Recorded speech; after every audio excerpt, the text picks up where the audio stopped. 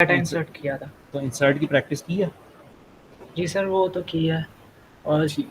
Sir जी ये समझ नहीं आ रही थी कि यहाँ पे जो चीज़ें बताई हैं हमें वो कीज़ वगैरह चेंज हो गई थी। वो कल मैं जब मैंने असाइनमेंट की थी, तो जब हम पेपर आएगा तो ये हैंडआउट्स वाली कीज़ ये कमांड्स लिखनी है कि जो चेंज हो गई हैं वो लिखनी है? मसलन कोई एक बताओ, फिर पता चलेगा। जैसे सर वो कल रीनेम की थी। तो इसमें कहाँ है रीनेम रीनेम का वाली? सर इसमें नहीं है रीनेम की, लेकिन वो लिखी हुई ओल्ड आ रही थी ना, तो चेंज जब आपने लिंक सेंड किया था वो चेंज वाली का। नहीं, इसमें रीनेम कहाँ लिखी हुई है? मेरा क्वेश्चन ये है, बेसिकली ये सर वो लिखी हुई है, हाँ, rename alert column to. Command rename column two column. हाँ, पता नहीं, ये अपने टीचर से पूछ लो कि क्या लिखना है, मुझे नहीं पता। ये तो अब नहीं है, ये नहीं चलती अब। चलिए तो ठीक है, ये मैं उस मेरे पर एमडीबी वगैरह पे पूछ लो कि ये कि हमने करना क्या है। इंसर्ट बड़ी ठीक है ज़रूरी थी। इंसर्ट बड़ी ज़रूरी थी क्योंकि उससे ही तो सारा डेटा पॉपुलेट होता है और उससे ही काम चलता है। अगला हिस्सा आसान ही है, अगला हिस्सा सेलेक्ट है। ये काफ़ी आसान है। अ, हमने जो किया था वो डीएमएल की क्वेरियाँ की थी। डीएमएल में क्या आता था? इंसर्ट करना, अपडेट करना और डिलीट करना। यानी बेसिकली हमने क्या किया था? हमने क्रिएट क्रिएट की क्वेरी की थी। इससे हम डेटाबेस और दूसरी टेबल, ये दोनों चीज़ें क्रिएट कर सकते हैं और भी बड़ा कुछ कर सकते हैं इससे। उसके बाद ऑल्टर टेबल किया था, जिससे हम एग्जिस्टिंग टेबल को मॉडिफाई कर सकते हैं। इसके अलावा इंसर्ट इनटू की थी। ये डीएमएल क्वेरी है। डीएमएल का मतलब है डेटा मैनिपुलेशन लैंग्वेज, जो इंसर्ट करते हैं। इसके अलावा दो और डीएमएल हैं, एक अपडेट है और एक डिलीट है। वो नहीं, मेरा ख्याल है अभी आई। हाँ, वो नहीं अभी आई, तो वो भी आ जाएगी। अब इसके बाद जो सबसे ज़्यादा क्वेरी इस्तेमाल होनी है वो एक्चुअली सेलेक्ट होनी है। सेलेक्ट डीएमएल नहीं है। सेलेक्ट है तो वैसे डीएमएल ही, लेकिन सेलेक्ट कुछ राइट नहीं करती, ये रीड ओनली क्वेरी है। तो इंसर्ट जो है वो टेबल के अंदर राइट करती है, अपडेट भी राइट करती है, डिलीट भी राइट करती है। सेलेक्ट जो है वो सिर्फ रीड करती है, डेटा सिर्फ रीड करेगी। ठीक है ना? तो बेसिक सिंटेक्स तो इसका सिर्फ ये है कि इसमें ये दो चीज़ें देनी होती हैं, सेलेक्ट और फ्रॉम। इवन वेयर जो है वो भी ऑप्शनल है। ठीक है ना? यानी अगर मैं स्टार्ट करूँ इससे, अपनी डेटाबेस से, क्या था इसके अंदर? हमने दो टेबल बनाए थे, प्रोफाइल का और यूज़र्स का। ठीक है? तो अब अगर मैं क्वेरी लिखूँ, सेलेक्ट स्टार फ्रॉम यूज़र्स, ठीक है, और इसको एग्जीक्यूट करूँ, तो ये बेसिकली क्या करता है कि जो भी सेलेक्ट स्टार फ्रॉम यूज़र्स क्या करता है, फ्रॉम के आगे हमेशा टेबल का नाम आता है, जिस टेबल में से तुम डेटा उठाना चाह रहे हो। देखो ना, लफ्ज़ पढ़ के समझ आ जाता है कि सेलेक्ट करना है मैंने यूज़र्स में से, तो यूज़र्स के अंदर से ये सारा डेटा यूज़र्स टेबल का नज़र आ गया मुझे, सारा तमाम। सेलेक्ट स्टार का मतलब ही ये। ऐसे स्टार का मतलब क्या है? स्टार का मतलब है कि कौन से कॉलम देखना चाहते हो। स्टार का मतलब ये है कि तुम कौन से कॉलम देखना चाहते हो। फॉर एग्जांपल, अगर मैं सिर्फ रोल, मैं यूज़र नेम और रोल का कॉलम देखना चाहता हूँ, ठीक है, तो मैं सिर्फ सिलेक्ट यूज़र नेम और रोल कर दूंगा, तो मेरे पास सिर्फ ये दो कॉलम डिस्प्ले हो जाएंगे। ठीक है? अ, इसमें बहुत कुछ हो सकता है, तो करना कैसे है, कितना करना है, ज़रा देखना है। चलो, जैसे जैसे किताब चलती है वैसे वैसे चलता जाता हूँ। ठीक है? तो पहली बात तो ये हुई कि अगर तुम सेलेक्ट स्टार करोगे तो इसका मतलब है कि पूरी टेबल ही तुम्हें नज़र आ जाएगी, जितना डेटा उसके अंदर है। दूसरी बात ये है कि अगर तुम स्टार नहीं करोगे और तुम आगे कॉलम्स के नाम लिख दोगे, तो सिर्फ वो कॉलम आ जाएंगे, स्टूडेंट नेम का कॉलम और प्रोग्राम नेम का कॉलम आ जाएगा। इसके बाद एलियस है। एलियस ये होता है कि अगर तुम यूज़र नेम को सिलेक्ट करना चाहते हो एज कुछ भी, एज कुछ भी यार, माय नेम, ठीक है, और तुम रोल को सिलेक्ट करना चाहते हो एज माय रोल, तो ये एलियसेस बन जाते हैं। ये इनको एलियसेस कहते हैं। ठीक है? ये करते क्या है? किधर कोटेशन मार्क अनक्लोज्ड है? ये डबल कोट्स में तो नहीं जाता।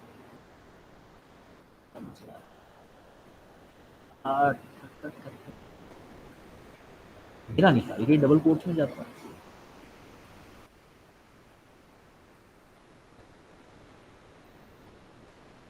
डबल में जाता है।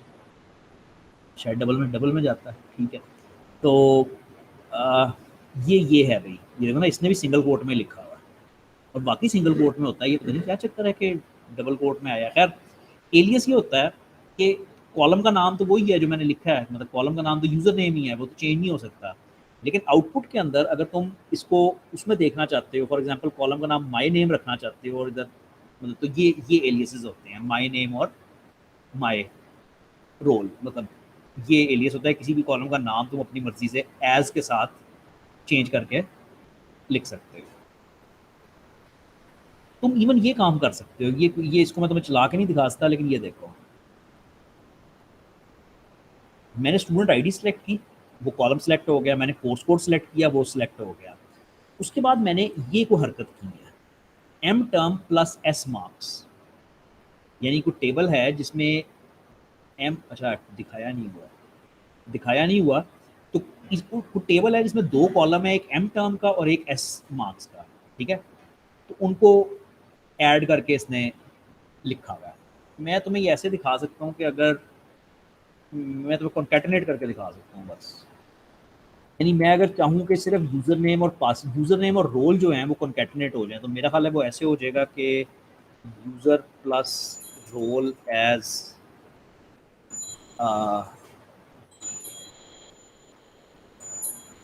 कॉन्कैटिनेटेड।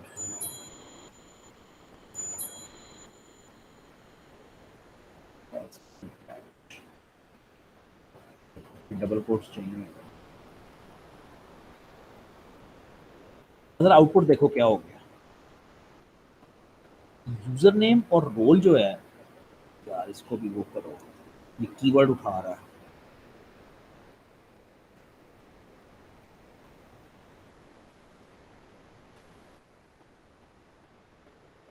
रोल नहीं उठा रहा। ये प्लस के साथ ही चलना है, सॉरी वो इन न्यूमेरिक के साथ ही चलना है। मतलब मेरे पास अगर न्यूमेरिक डेटा हो जिसमें एम टर्म के मार्क्स हैं और एक वो होए दूसरा कॉलम, तो ये दोनों कॉलम्स को ऐड करके एक्चुअल रिजल्ट निकाल के वो तुम्हें ला के देगा। डिस्टिंक्ट बहुत ज़्यादा यूज़ होता है क्वीरीज में, और डिस्टिंक्ट ये करता है कि तुम्हें डिस्टिंक्ट डेटा ला के देता है, यूनिक डेटा ला के देता है, ठीक है। फॉर एग्जांपल अगर मैं ये चलाता हूँ इस वक्त, तो यहाँ तो वैसे ही सारा कुछ यूनिक है। तो इसको मैं अपडेट कैसे करूँ, इसको चेंज करो ताकि मैं तुम्हें दिखा सकूँ। ये इंसर्ट कर देते हैं ना, हाँ, इंसर्ट इनटू यूजर्स वैल्यूज। मैं पूरी लाइन डुप्लीकेट करूँगा, यूज़र 1, पासवर्ड 1 और एडमिन, ठीक है। ये तकरीबन पूरी लाइन मेरी डुप्लीकेट हो जाएगी। इसको रन करोगे, अच्छा वो आखिरी कॉलम दिया नहीं, आखिरी कॉलम नल है।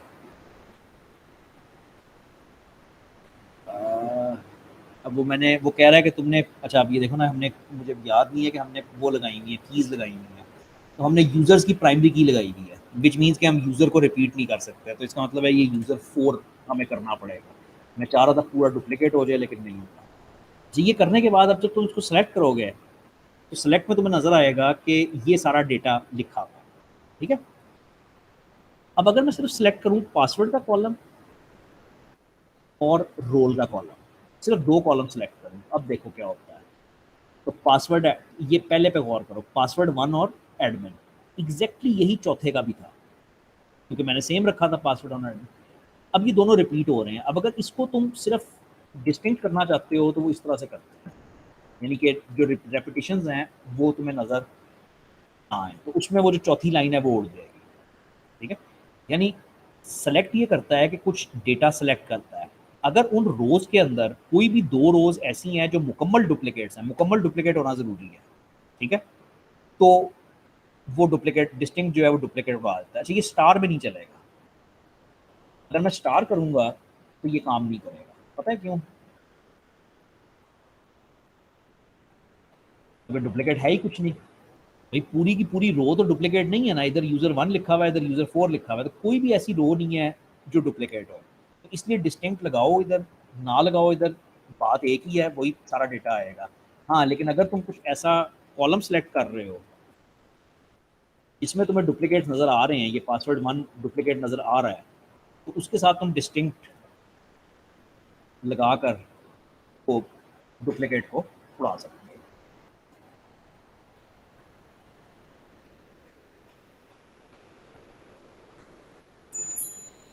हाँ जी, पहले पढ़ी बात, ये बड़ी ज़रूरी वो थी, जी सर। मतलब बड़ी बेसिक और बड़ी सख्त ज़रूरी चीज़ें हैं। तो खाली स्टार के साथ सिलेक्ट करना, फिर कुछ कॉलम सेलेक्ट करना, फिर एलियस के साथ सिलेक्ट करना है। एलियस ये था कि एज लगा के आगे कुछ भी लिख दो, हेलो हाउ आर यू। तो ये करेगा कि ये जो कॉलम का टाइटल होता है, एलियस ये होता है कि वो टाइटल की जगह पे वो चीज़ लिख देता है।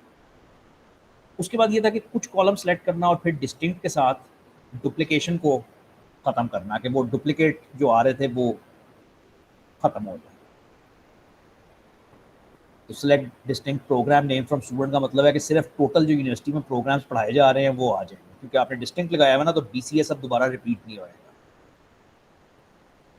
अब इसमें सबसे ज़्यादा इंपॉर्टेंट चीज़ है जो इसका फिल्टर है, वेयर। अब सेलेक्ट स्टार फ्रॉम यूजर्स इतना तो लिखना मजबूरी है, ये लिखोगे तो काम चलेगा, लेकिन ये क्या करता है, ये पूरी की पूरी टेबल ला के तुम्हें पकड़ा देता है। ये पूरी की पूरी टेबल ला के इसने तुम्हें पकड़ा दी है।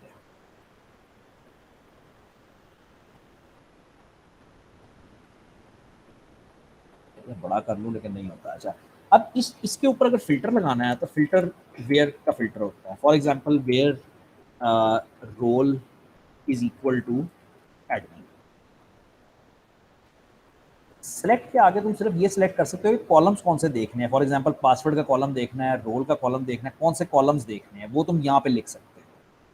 लेकिन रोज का फिल्टर के कौन सी रोज सेलेक्ट होनी है वो तुम सिर्फ वेयर के साथ लगा सकते हो। तो वेयर रोल एडमिन का मतलब है कि तुम्हें सिर्फ वो रोज नजर आएंगी जिसमें एडमिन पड़ा हुआ है। तो वो सिर्फ ये यूजर 1 और यूजर 4 तुम्हें नजर आएगा अगर रन करोगे, तो सिर्फ यूजर 1 और यूजर 4, यानी जो एडमिनिस्ट्रेटर्स हैं सिर्फ वो तुम्हें नजर आएंगे। एडमिनिस्ट्रेटर्स का सिर्फ तुमने अगर यूजर नेम देखना है तुम ऐसे कर सकते हो। अब तुम्हें सिर्फ यूजर नेम्स नजर आएंगे उन लोगों के जो एडमिनिस्ट्रेटर्स हैं। ठीक हो गया। अब इसमें तुम काफ़ी कुछ कर सकते हो, मतलब मल्टीपल कंडीशंस लगा सकते हो, एंड लगा सकते हो, और लगा सकते हो।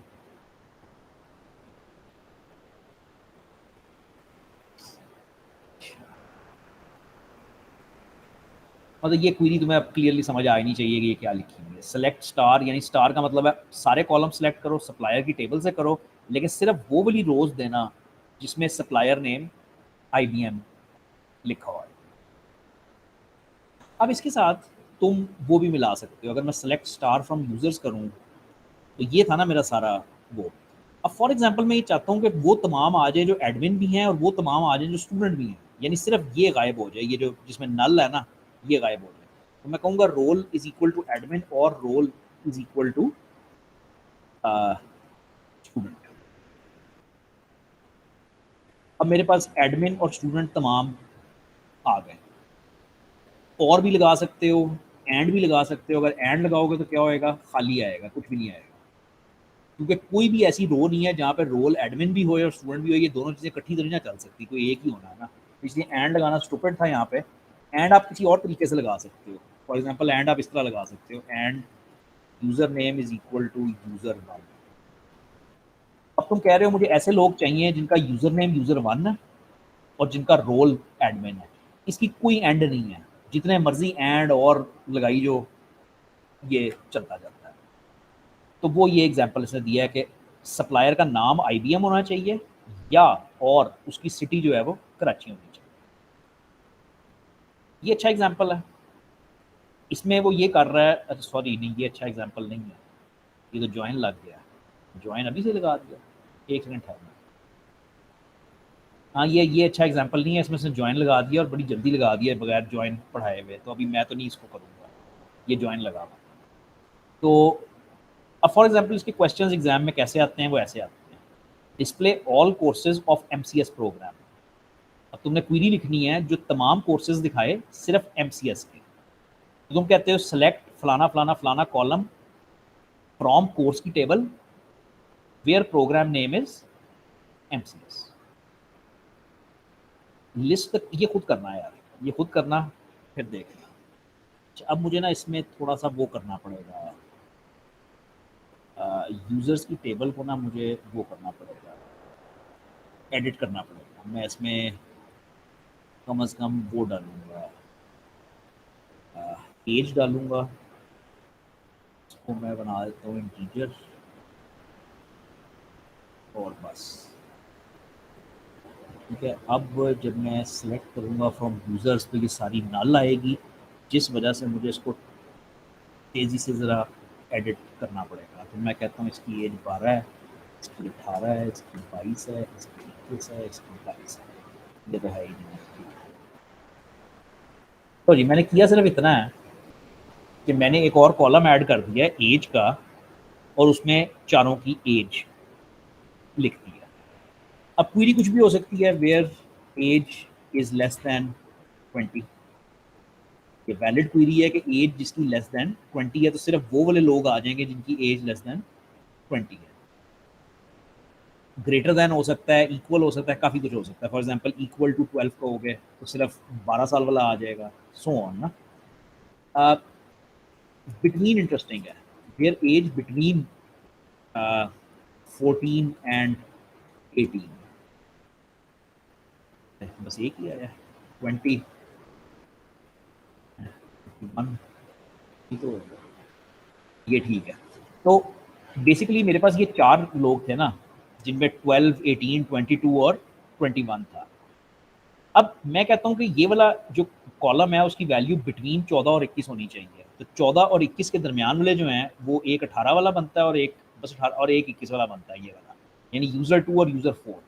तो यूज़र 2 और यूज़र 4 मुझे नज़र आ जाएंगे, और इसमें से मैं कह सकता हूँ कि सेलेक्ट सिर्फ यूज़र नेम कर दो, मुझे सिर्फ यूज़र नेम्स, उन लोगों के सिर्फ यूज़र नेम्स मिल जाएंगे जो 14 साल और 21 साल की दरमियान में। ये बिटवीन का इस्तेमाल होता है, ये सिर्फ नंबर्स के साथ इस्तेमाल होता है कि वहाँ पर न्यूमेरिक डेटा होना चाहिए। अगेन बिटवीन इस्तेमाल करके दिखाया है कि सप्लायर्स के साथ कैसे करोगे। अच्छा, नॉट भी लगा सकते हो बिटवीन के साथ, यानी बिटवीन के साथ अगर मैं नॉट लगा दूँ, बात तो सिंपल है ना, ऐसे लोग जो 14 और 21 के दरमियान नहीं है, यानी यूज़र 1 और 3 आना चाहिए, तो यूज़र 1 और 3 मेरे पास आ जाएंगे जो नॉट है। तो नॉट को भी इस तरीके से इस्तेमाल कर सकते हो। ये बहुत ही ज़्यादा इस्तेमाल होने वाली चीज़ है, बहुत ही ज़्यादा इस्तेमाल होने वाली चीज़ है। ये इस तरह से होता है कि मैंने तुम्हें एक क्वेरी दिखाई थी जिसमें मैं यूज़र नेम और वो उठा रहा था, सॉरी मैं वो उठा रहा था कि एडमिन है या स्टूडेंट है, ठीक है। तो उसको मैंने ऐसे लिखा था कि where role is equal to admin और role is equal to student. उसको मैं ऐसे लिख सकता था, where role in admin student, result वही होएगा, आएंगे मेरे पास वही जो एडमिन और स्टूडेंट्स हैं, लेकिन जरा लिखने का तरीका बड़ा अच्छा है। इनका मतलब होता है कि अगर इनमें से कोई भी वैल्यू आ रही है तो वैल्यू उठा लो। ये इन का मतलब होता है कि फलाना कॉलम अगर इनमें से कोई भी वैल्यू आ रही है तो आप वो रो उठा लेते हो। और बहुत ज़्यादा ये यूज़ होता है इस तरह की क्वेरीज में, कि मुझे वो प्रोग्राम उठाने हैं जो MCS और BCS हैं, तो मैं इस तरह से क्वेरी बना सकता हूँ। उसके बाद लाइक क्या है, लाइक को करने के लिए तुम्हें बेसिकली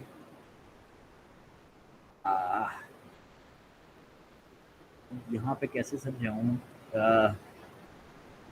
पासवर्ड से समझाने की कोशिश की। अब इससे करता हूँ, मैं लाइक ये करता है कि वेयर पासवर्ड लाइक, कुछ इस तरह से तुम करोगे, ठीक है। अब लाइक ये करता है कि वो पासवर्ड को कंपेयर करेगा, टेक्स्ट को कंपेयर करेगा। फॉर एग्जांपल तुम ऐसे पासवर्ड अगर ढूंढना चाहते हो जिनमें 1 आता है, या तुम चाहते हो कि उनके शुरू में जो मर्जी आए और एंड पे जो मर्जी आए, लेकिन आना दरमियान में कहीं पे 1 जरूर आना चाहिए, तो ये जो मर्जी जो है वो परसेंटेज के साइन से दिखा दो।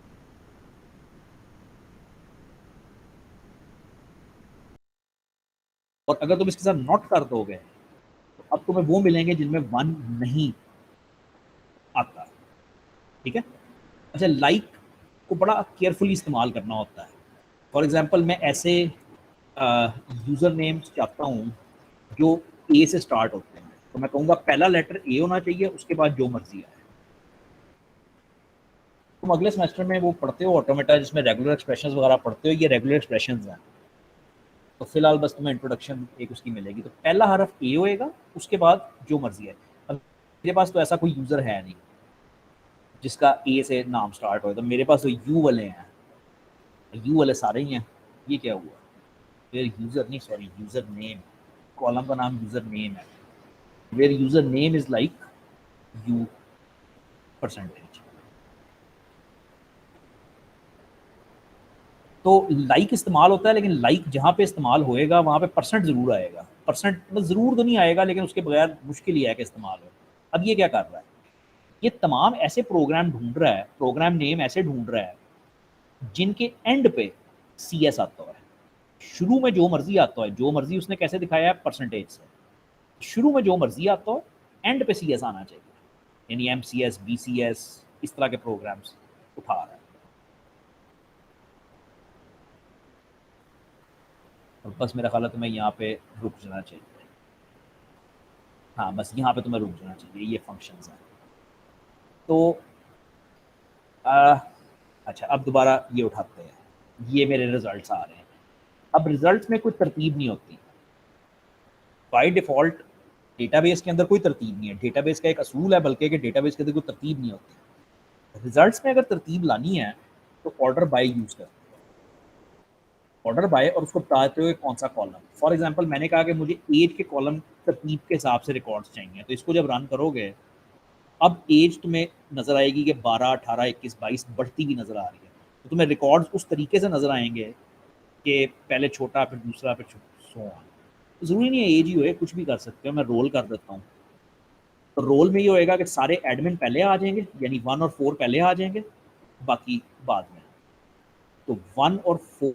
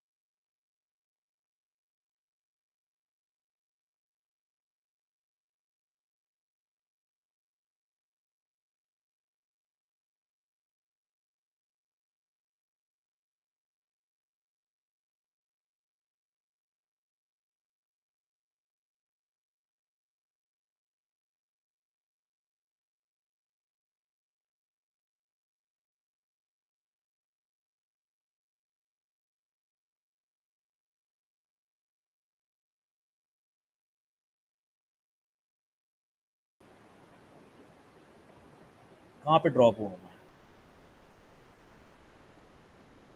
सर जी आवाज़ कट रही थी आपकी स्लैट से, वो जो आपने लास्ट प्रोग्राम ख़त्म किया ना। हाँ, मैंने लास्ट चीज़ कौन सी की थी, बस सिर्फ जंप हुआ है मेरा कनेक्शन। मैं यही पूछ रहा हूँ कि किस जगह से छोड़ा था। सर वो आप बता रहे थे कि वो जो सी का बाद जो थी ना, सी के बाद वाला वर्ड्स, हाँ, उसके बाद थे आप स्टार्ट किया था आपने। लाइक वाला। लाइक के नीचे, नीचे लाइक का हाफ हो गया था, लाइक से आगे आपने स्टार्ट किया था। अच्छा ये अच्छा, तो हो बस गया फिर था वो, डॉट बस सी फिर, वाला हाँ, फिर वो तो ये एंड था। ही है फिर। हाँ, फिर वो तो एंड ही है। तो वो ये है कि ये करता है कि जब तुम रिजल्ट्स नॉर्मली देखते हो, तो सीक्वल जो नॉर्मली रिजल्ट्स देता है उनमें कोई तरतीब नहीं होती। मतलब इसमें कोई तरतीब नहीं है, किसी तरतीब से नहीं वो दे रहा। वो बेसिकली जिस तरह से रिकॉर्ड एंटर हुए हैं उसी तरतीब में वो दिखा रहा होता है। तरतीब लगाने के लिए ऑर्डर बाय यूज करते हैं। ऑर्डर बाय ये करता है कि तुम उसको बताते हो कि किस कॉलम की तरतीब लगानी है। मैंने उसको कहा एज कॉलम की तरतीब लगानी है, वो सबसे आसान है ना, क्योंकि नंबर है। तो मैं एग्जीक्यूट करूंगा तो अब एज का कॉलम तरतीब में है। 12, 18, 21, 22। नॉर्मली ये असेंडिंग सॉर्ट होती है। असेंडिंग ASC लिखो ना लिखो एक ही बात है, वो उसने ऐसे ही तरतीब लगानी है, असेंडिंग ही लगानी है। लेकिन अगर रिवर्स लगाना चाहते हो तो DESC लिखोगे, which means descending sort. Descending sort means कि वो रिवर्स में आना शुरू कर दें। और बस यही है, फ़िलहाल यहाँ पे रुकना पड़ेगा क्योंकि अब इसके बाद फंक्शंस है और ये पूरा एक टॉपिक है। इसकी बहुत प्रैक्टिस चाहिए, अखीर प्रैक्टिस चाहिए। मुझे नहीं पता तुम कैसे प्रैक्टिस कर रहे हो, लेकिन